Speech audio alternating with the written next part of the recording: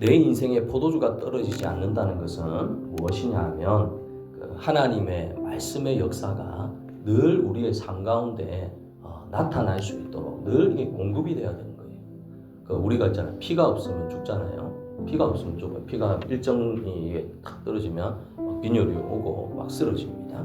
그래서 우리의 인생이 피가 없으면 죽는 것처럼 항상 하나님의 은혜 가운데 머물 때 예수 믿는 사람은 가장 건강합니다. 예수님 믿는 사람들이 이 건강을 잃었다 하면 육체적인 건강 말고 영혼의 건강을 잃어버리면 인생의 모든 삶이 엉망진창입니다. 예수님을 안 믿는 사람은 자신의 삶을 잘 모르죠. 내가 엉망으로 살든 잘 살든 그건 하나님하고 아무런 관계 없습니다.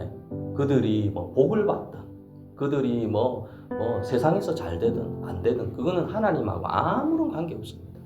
그런데 예수를 믿는 사람은 하나님 안에 기쁨을 누리며 살아가야 되는 거예요. 그래서 인생의 문제가 찾아오면 늘 자신을 돌아보고 내 인생에 하나님 앞에 올바로 살아가지 못하는 것이 무엇인가, 포도주가 떨어진 게 무엇인가, 기도의 포도주가 떨어졌으면 기도로 채워야 되고, 맞죠? 예배의 포도주가 떨어지면 예배로 채워야 돼요. 또 평소 때 내가 찬양을 많이 안 한다. 그러면 찬양의 포도주를 채워야 되는 거예요. 남에게 사랑을 베푸는 섬김의 포도주가 부족하다. 그러면 섬김의 포도주를 채워야 되는 거예요. 채울 때 어떤 사람은 그러겠죠. 인간이 채우는 그 포도주가 무슨 맛이 있겠나. 근데 그때 예수님께서 축복을 하는 거예요. 그러면 내 인생이 물이 변하여 맛있는 포도주가 되는 것처럼 우리의 인생에 예수님이 개입하면, 맞죠? 정말로 좋은 포도주가 되는 거예요. 우리가 변한다는 것, 우리가 변해서 하나님의 기쁨이 된다는 것은 우리 힘으로 노력은 하지만 온전한 변화는 하나님의 능력이 필요하다는 거예요. 변화돼야 됩니다. 변질되면 안 됩니다. 제 그 모양실에 가면 제가 산 건 아닙니다. 모양실에 갔더니 예전부터 있던 무슨 액자가 하나 있더라고요. 거기 뭐라고 적혀 있냐면 변화는 하되 변질은 되지 말자. 제가 처음에 그거 봤을 때 탁 가슴에 탁 와닿더라고요. 변화는 되는 건 뭐냐면 긍정적인 거. 항상 하나님 안에서 늘 우리는 부족합니다. 어떤 위치에 와 있을 때 이게 계속 유지되는 게 아니거든요. 유지되는 게 아니라 둘 중에 하나입니다. 내가 변화되거나 변질되거나. 근데 이거는 남들에게 그 기준을 대면 안 됩니다. 남들이 변화되든 변질되든 항상 첫 번째는 나 자신을 봐야 돼요.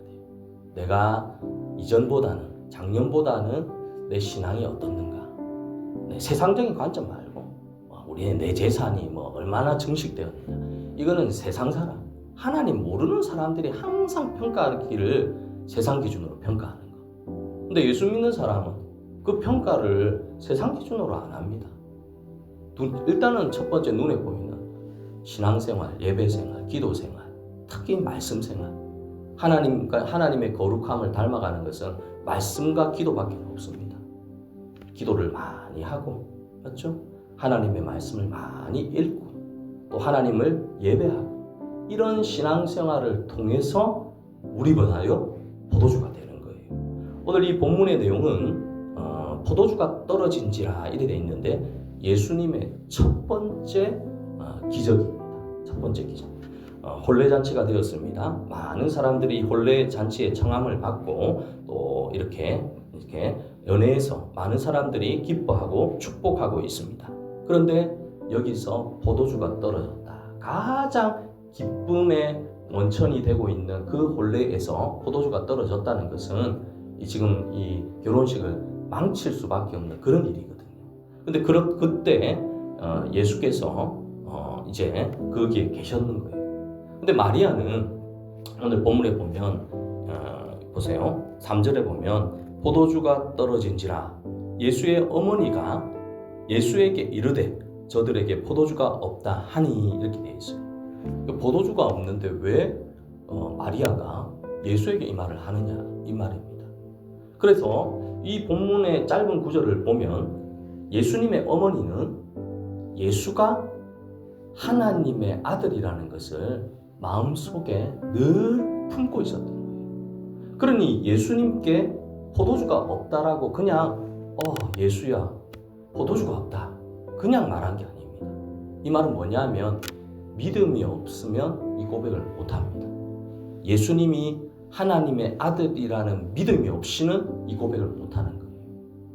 목사님이 하나님의 종이라는 것을 인식하지 못하면 자신의 속에 있는 잘못이나 여러 가지 문제를 고백할 수 없어요. 믿으니까 내 이렇게 감춰져 있는 이 상처를 오픈하는 거예요. 저는 능력이 없거든요. 그래서 제가 목회를 하다 보면 저도 제가 목회를 20년 넘게 했습니다. 또 오래 했더라고요. 근데 수많은 사람들이 얘기를 나누고 하나님과의 어떤 면담을 할 때 제가 울리려고 울린 건 아니지만 사람들이 어떨 때는 와서 얘기를 나누다 막 통곡을 하고 울 때가 많았어요. 근데 그럴 때 보면 저를 보고 울까요? 한번 우리 성도님도 한번 생각해 보세요. 저를 보고 울까요? 못난 저를 보고 안 웁니다. 목사 속에 역사하는 하나님 앞에 통곡하고 우는 거예요. 그걸 믿으니까 역사가 일어나는 거예요. 바로 이 예수를 믿는 어머니 마리아의 모습도 똑같습니다. 예전에 이제 천사를 통해서 예수가 하나님의 아들인 것을 들었는데 이제 계속 예수가 자라면서 어머니는 항상 그거를 마음에 품고 있었던 거예요.